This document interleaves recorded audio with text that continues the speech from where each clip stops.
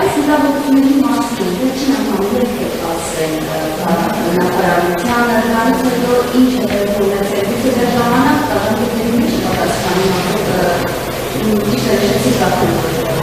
կապասանջազեր չեն վարում։ Ես ամեն դեպքում, գուցե ժամանակ կա, այլ ընկերություններ կետացել եք ինչ է։ Ուրեմն ես ինչպես ասացի, հանդիպել եմ մայիսի 12-ին եւ իմ միակ եւ ամենահիմնական հարցը փոխնախարարի առջև դրված եղել է ենթահանձնախմբի ձևավորումը։ Եթե մայիսի 12, դեռ մինչև մայիսի 12-ը դեռ մի տարի ժամանակ կա այն նախորդ, եթե դա չեղյալ ենք համարում,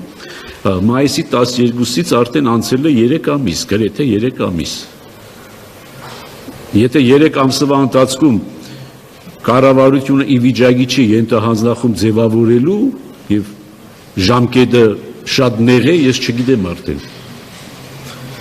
3 ամիսը բավարար չէ ենթահանձնախումբ ձևավորելու։ Եվ ինչու պետք է մենք ի հեռաստանի խոսենք իրար հետ։ Երբ որ մայիսի 12-ին ես հանդիպել եմ փոխնախարարին, ես փոխանցել եմ իմ հեռախոսահամարը, ինքը փոխանցել է իր հեռախոսահամարը, եւ մենք որոշել ենք, որպեսզի ուղղակի կապի մեջ լինենք միմյանց հետ։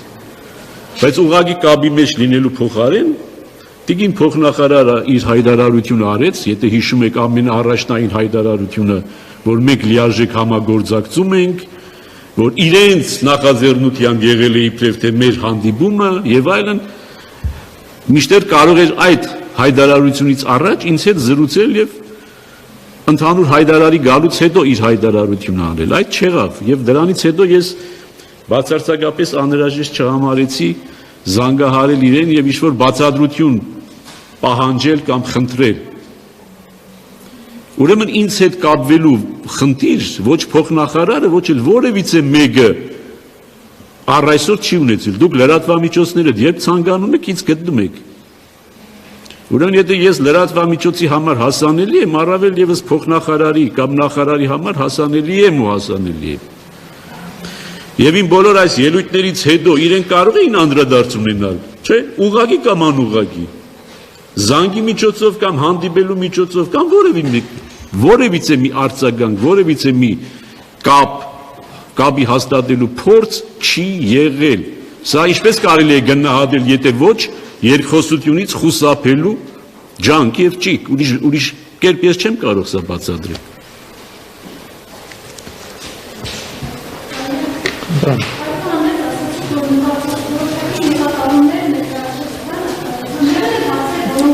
Գրավոր։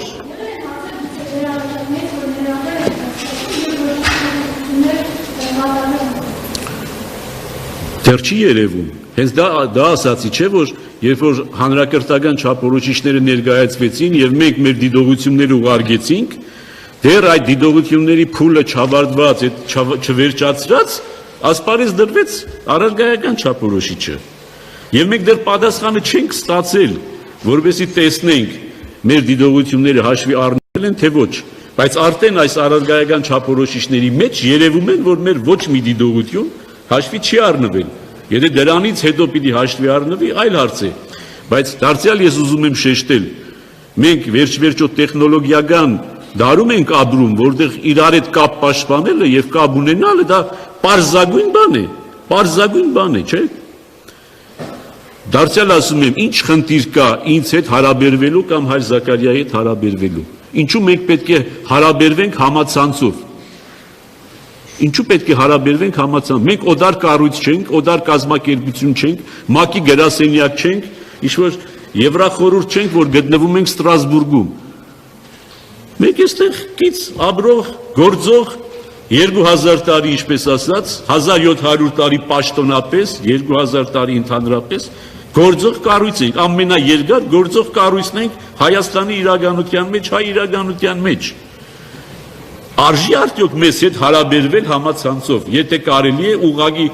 հարաբերվել եւ առավել եւս որ վարչապետի ցանկությամբ է եղել, որպեսզի այս հանձնախմբերը ձևավորվեն եւ այս հանձնախմբերը աշխատեն։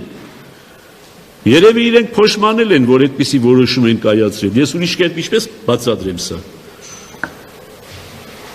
Սանդրան։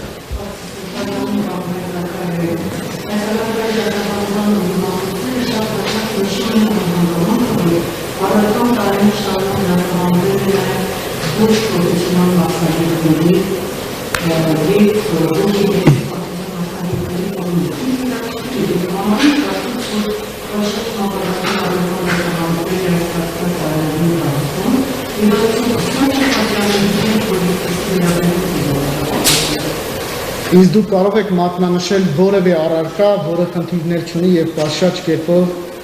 դասավանդում է դպրոցում։ Այո, բազմաթիվ խնդիրներ կան այս առարկայի հետ կապված, բայց խնդիրները լուծելու փոխարեն չեն վերցնում առանց քննարկելու,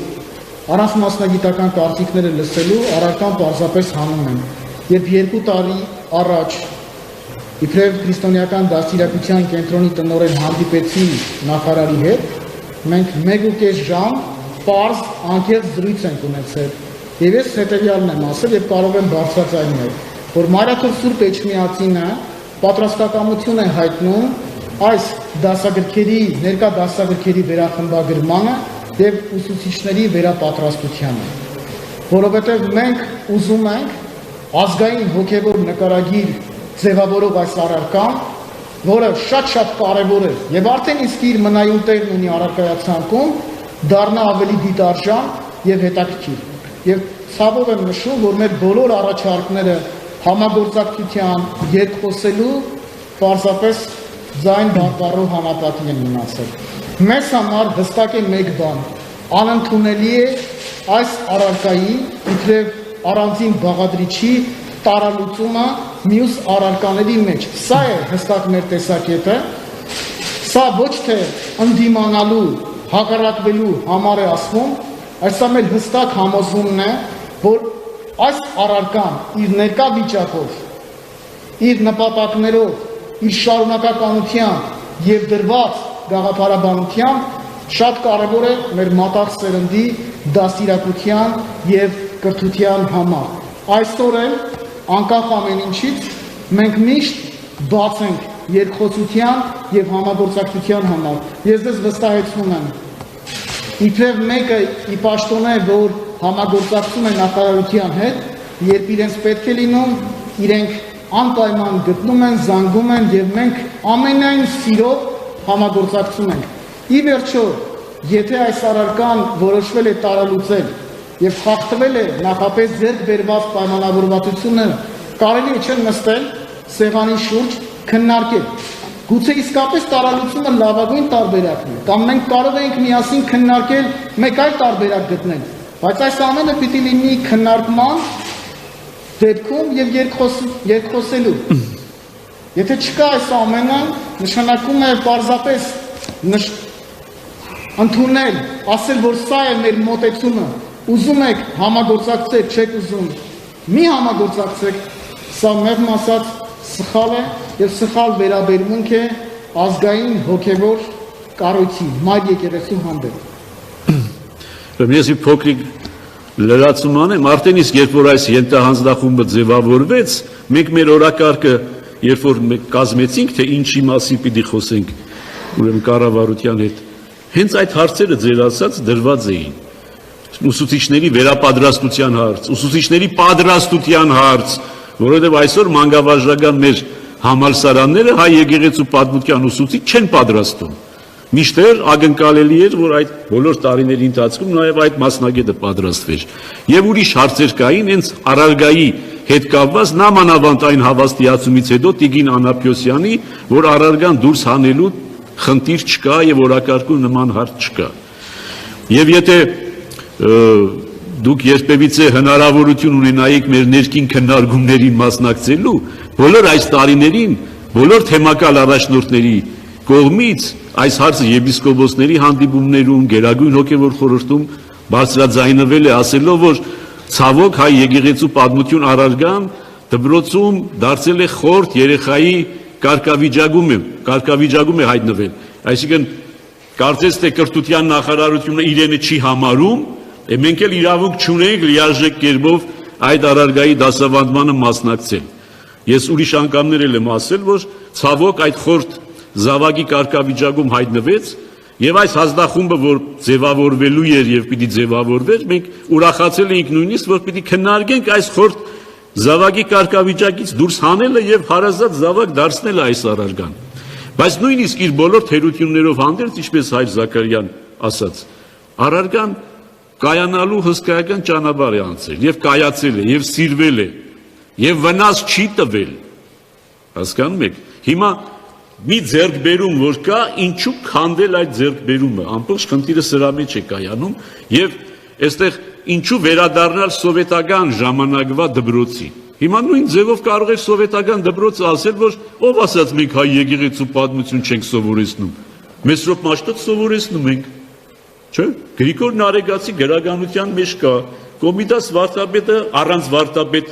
բանվան գոյություն ունի, Ներսես Շնորհալին կա, այսինքն Ներսես աշտարակեցին նամանավատ մեր շրջանում, Ներսես աշտարակեցին ամենակարևոր դեպքն էր Ռուսաստանին միանալու կոնտեքստում։ Ուրեմն լեփլեցուն եկեղեցական գործիչներ կային հայ ժողովրդի պատմության մեջ եւ հայ գրականության առարգայի մեջ, նաեւ սովետական կարգերի օրոք, ուրեմն սովետական կարգերի օրոք հայ եկեղեցու պատմությունն էր դասավանդվում։ Իհարկե ոչ, ընդհակառակը դասավանդվում էր աթեիզմ եւ դասավանդվում էր հակակրոնություն, բայց անխուսափելի էր անշուշտ անցնել Այբուբենի ստեղծում եւ չասել Մեսրոպ, բայց չէր ասվում, որ Մեսրոպ Մաշտոցը վարդապետ է, հոգեվորական է։ Շատ շատերը չէին էլ հասկանում, թե Մեսրոպ Մաշտոցը ով է։ Ուրեմն մեր ամբողջ ասածը այն է, որ մենք երբեք չենք ասել, որ այս առարգան կատարյալ է, դասագրքերը կատարյալ են, դասավանդումը կատարյալ է։ Եվ հենց այդ էլ պատրաստ ենք եղել քննարկելու։ Խնդրեմ։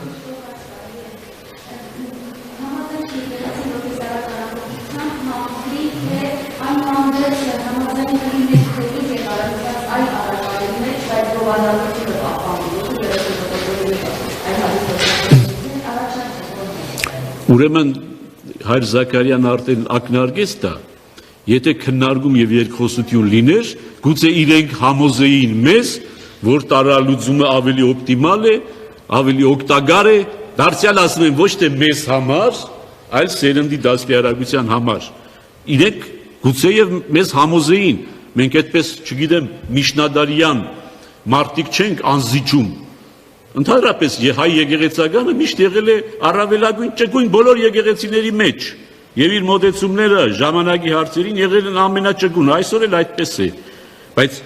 իրենք մեզ չեն համոզել, ոչ ուղղակի, ոչ անուղղակի զրույցների ընթացքում մեզ չեն համոզել դրա մեջ, այլապես գուցեև հնարավոր էր, ես չեմ բացառում այդ հնարավորությունը, որ իրենք կարող էին լուրջ փաստեր ներկայացնել, եթե ներկայացնեին, եւ մենք ասեինք, այո, լավ, շատ լավ։ Վերջվերջո մեր սերնդի օգուտն է, ոչ թե այդ առարգայի գոյությամբ հայ եկեղեցին ոչինչ չի շահում նյութապես, ընդհակառակը ծախս է անում։ Այդ բոլոր առարգայի դասագրքերը տպվել են եկեղեցու միջոցներով, պետությունը գումար չի ծախսել այդ դասագրքերի տպագրության մեջ։ Այսինքն մենք բեռանտակ ենք մտնում, ոչ թե բեռը բարձում ենք կրթության նախարարության վրա եւ ասում ենք տար։ Բայց ինչպես ասացի, դարձյալ ինչ որ ասում ենք, դարձյալ գալիս ենք նույն բանին, որ ախր երկխոսություն տեղի չի ունեցել։